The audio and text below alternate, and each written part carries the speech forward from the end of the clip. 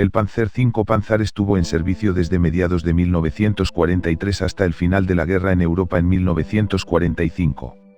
Hasta 1944, su designación oficial era Panzerkampfwagen V Panzer, vehículo de combate blindado modelo V Pantera, y su designación en el inventario de vehículos militares alemanes era SDKFZ-171. El 27 de febrero de 1944, Hitler ordenó que el número romano 5 fuera eliminado de la designación. Fue creado para contrarrestar al T-34 soviético, y reemplazar los Panzer III y Panzer IV, aunque nunca reemplazó al último, y sirvió junto a él así como junto a los tanques pesados Tiger hasta el final de la guerra. Tras el estudio de los T-34 soviéticos capturados se ordenó un diseño mejorado del blindaje, utilizando los planos inclinados además de un tren de rodaje de grandes ruedas y anchas orugas, respetando un peso máximo de 30 toneladas. La excelente combinación de potencia de fuego, movilidad y protección del Panzer sirvió como punto de referencia para los diseños de carros de combate de finales de la guerra y principios de la posguerra en otras naciones, y con frecuencia es considerado como uno de los mejores diseños de la Segunda Guerra Mundial. El Panzer esencialmente compartía el mismo motor del Tiger I y un mejor blindaje frontal, en general era más ligero y en consecuencia más rápido, y podía maniobrar en terrenos difíciles mejor que el Tiger. Su desventaja era un débil blindaje lateral. El Panzer demostró ser letal en campo abierto y disparando desde largas distancias, pero vulnerable en combate en espacios cerrados. Además, su cañón de 75 mm disparaba un proyectil un poco más pequeño que el cañón de 88 mm del Tiger, proporcionando menor potencia de fuego contra infantería, aunque seguía siendo muy eficaz. El Panzer vio combate a gran escala por primera vez en Kursk el 5 de julio de 1943. Los primeros Panzer estaban plagados de problemas mecánicos como que las cadenas orugas y la suspensión se rompían a menudo, y el motor era propenso al recalentamiento y a estallar en llamas. Inicialmente, se perdían más Panzer por sus fallos que por acción enemiga. Heinz Guderian, que no quería que Hitler ordenase que los Panzer entraran en combate tan pronto, comentó posteriormente sobre el funcionamiento del Panzer en combate. Ardían con demasiada facilidad, los sistemas de combustible y aceite estaban insuficientemente protegidos, y las tripulaciones estaban perdidas debido a la falta de entrenamiento. Sin embargo, Guderian también indicó que la potencia de fuego y el blindaje frontal eran buenos. Después de Kursk, los problemas del modelo D fueron arreglados. Se mantuvo como el principal carro de combate alemán hasta el final de la guerra. Las versiones posteriores del Panzer IV con cañón largo de 75 mm eran más baratas de producir y más fiables, por lo que su producción se mantuvo junto con la del Panzer. Los Panzer vieron la mayoría del servicio en el frente oriental, aunque en el día D, las unidades Panzer estacionadas en Francia también recibieron Panzer que fueron utilizados en el combate por unidades blindadas de la Wehrmacht y de las Waffen-SS. Aproximadamente la mitad de los carros de combate alemanes en Francia eran Panzer. Durante la batalla de las Ardenas cierto número de Panzer se configuraron para parecerse a los M10 Wolverine, como parte de una operación mayor, que incluía a soldados paracaidistas disfrazados como estadounidenses y otras actividades similares. En esta operación, denominada Griff, participó el famoso Otto Skorzeny. Un kit, al puro estilo Hasaga-Awa. Esta maqueta está inyectada en un plástico duro que se deja trabajar, y en contraposición no tiene un buen detallado. El molde es antiguo por lo que se acentúa todavía más la falta de detalle. Para corregir este punto nos veremos obligados a aplicar algunas mejoras caseras. Esperamos unos encajes casi perfectos, y con un poco de cariño, un buen resultado final. Montaje. Primera parte. Iniciamos el montaje de la maqueta sin más problemas. Tal como he comentado antes, aplico unas pequeñas mejoras a la maqueta que le proporcionarán algo de personalidad.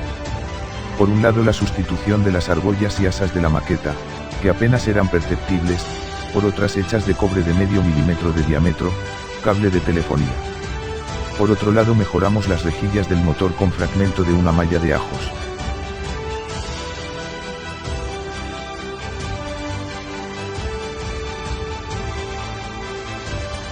Montaje. Segunda parte. Finalizamos el montaje de los elementos básicos de la maqueta, o sea, todas aquellas piezas que podemos pintar con los colores base y otros procesos iniciales de pintura.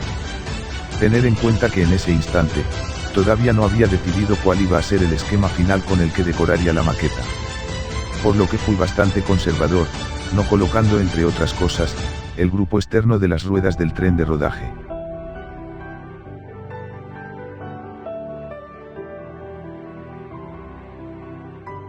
Imprimación. Como ya viene siendo habitual en mis trabajos, iniciamos el proceso de pintura aplicando un color gris claro a modo de imprimación, en este caso el gris mate de Tamiya XF20. Lo aplicamos con aerógrafo disuelto en 2 partes de alcohol etílico. Lo que pretendemos con este proceso es, por un lado mejorar la aplicación futura de otras capas de pintura, y por otro, que nos permita detectar las grietas que hayan podido quedar en el modelo tras el montaje.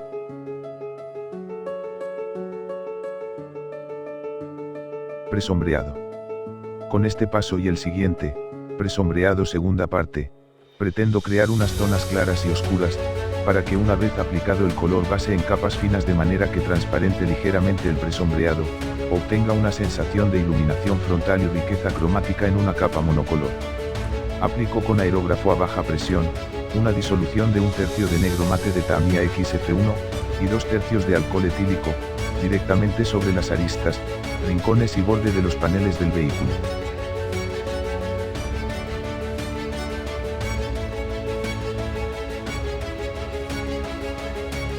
Presombreado, segunda parte. En esta segunda parte del presombreado actuaremos de forma opuesta al paso anterior.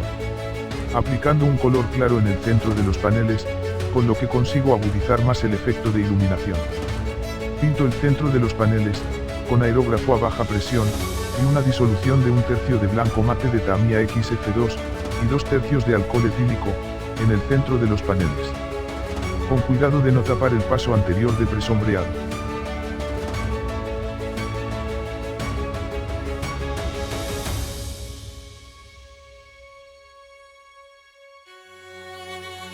Color base. En este caso, como color base, utilizamos el amarillo oscuro de Tamiya XF60, que viene a ser el color con el que los carros alemanes salían pintados de fábrica. El esquema se le aplicaba en el frente por parte de sus dotaciones.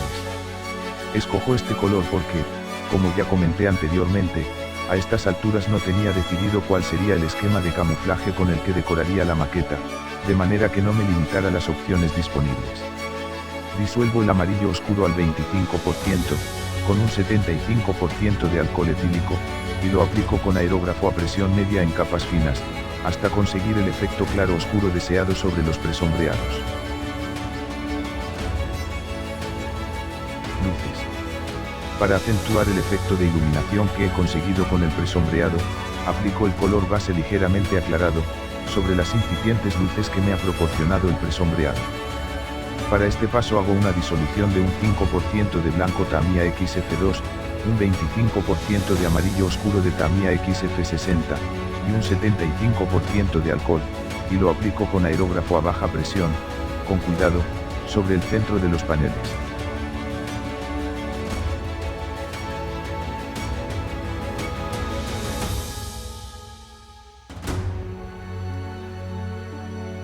El esquema seleccionado pertenece a un Panzer V Panzer versión G, de la 25ª División de Panzer Grenadiers, en febrero del 1945, cuando se encontraba combatiendo en Polonia.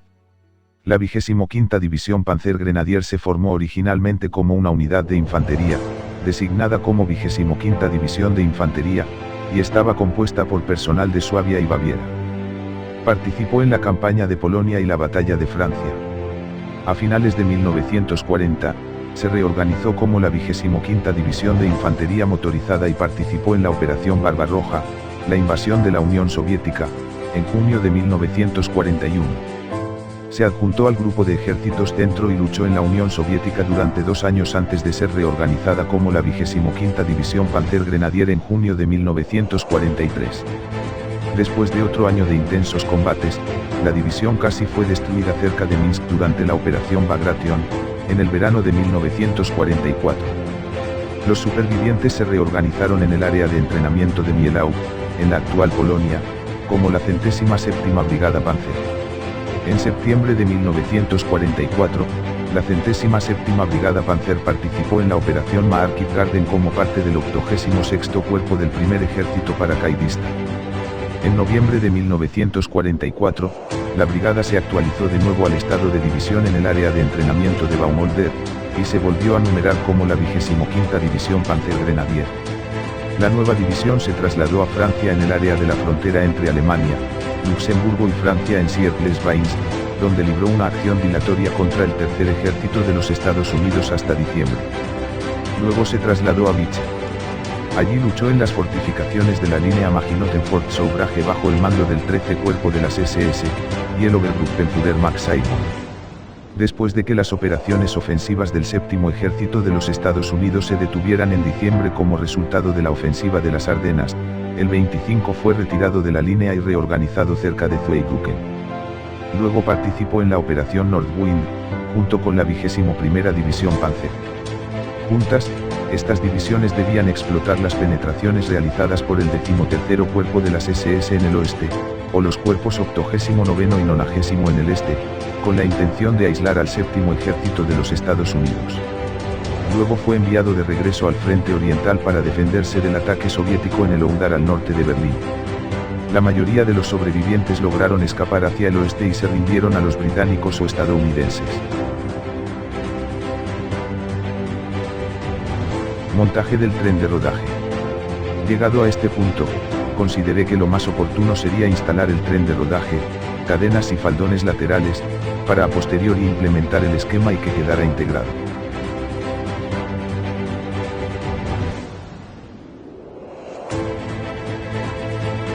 Esquema de camuflaje. En primer lugar utilizamos la máscara líquida Vallejo 70523 para tapar las zonas que no queremos pintar, que en este caso son las líneas irregulares amarillo oscuro que separan las franjas verdes y marrón rojizo.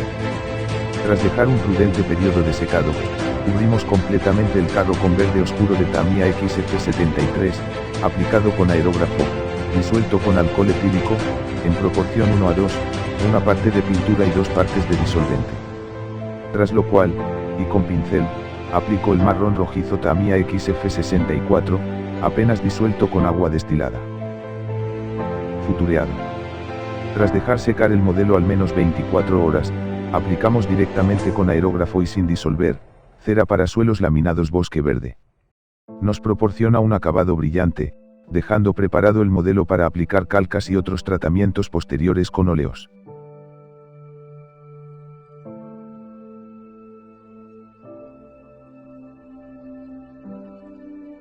Calcas. Dejando secar la cera al menos 24 horas, procedemos a colocar las pocas calcas de este modelo ayudados por Microset y Microsol. Posteriormente, tras otro día de secado, cubro las calcas con cera y dejo secar de nuevo la cera antes de empezar con el siguiente proceso.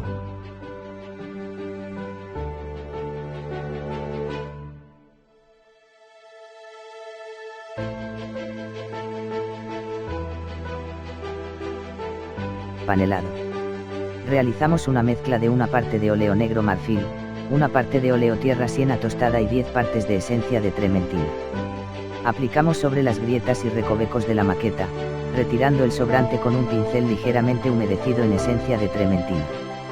Con este proceso, como se puede apreciar, el modelo gana volumen y tridimensionalidad.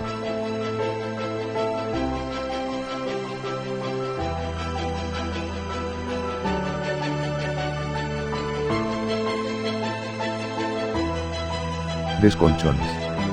En este paso intentaremos imitar los desperfectos sufridos por la pintura debidos a impactos y corrosión. En una primera fase, aplico el color base de la maqueta ligeramente aclarado, para imitar los desconchones más superficiales. Para lo cual mezclaremos amarillo oscuro de Tamiya XF60 con blanco Tamiya XF2, y algo de agua, y aplico con la técnica de la esponja sobre las partes más susceptibles a este tipo de daños. En una segunda fase, intentaré imitar aquellos desconchones más antiguos y profundos que ya han oxidado. Para lo cual mezclamos negro Vallejo 70950 con marrón rojizo Vallejo 70982, y algo de agua, hasta obtener un tono color chocolate, y al igual que en la primera fase, lo aplico sobre la superficie del carro, mediante la técnica de la esponja, y en las mismas zonas. Veladuras. Aplico pequeños puntitos de óleos de varios colores que nada tengan que ver con los colores originales del vehículo, y los fundo sobre la superficie del carro con un pincel ligeramente humedecido en esencia de trementina. En las superficies horizontales lo hago con pinceladas circulares, y en las superficies verticales, mediante pinceladas de arriba a abajo. Con esto obtengo un efecto similar a la degradación del color de la pintura por el efecto de los rayos UV, creando una riqueza de filtros o matices, que aparte de aportar realismo, ayudan a integrar los tratamientos anteriores y nos aportan riqueza cromática. Polvo y humos. Para simular polvos y humos disuelvo una pequeña porción de pintura, negro para los humos y ante para el polvo, en una importante cantidad de alcohol, en una proporción 1:10. Lo aplico con aerógrafo sobre ciertas zonas del carro en pasadas muy ligeras y controladas.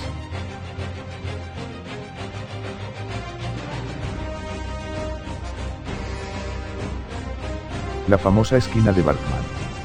En la mañana del 27 de julio de 1944 se encontró separado de su compañía. Cuando trató de reunirse se le advirtió que tropas norteamericanas estaban aproximándose a su posición, en la aldea francesa de Leloudy. Barkman posicionó su Panzer en un cruce de caminos cerca de dos robles.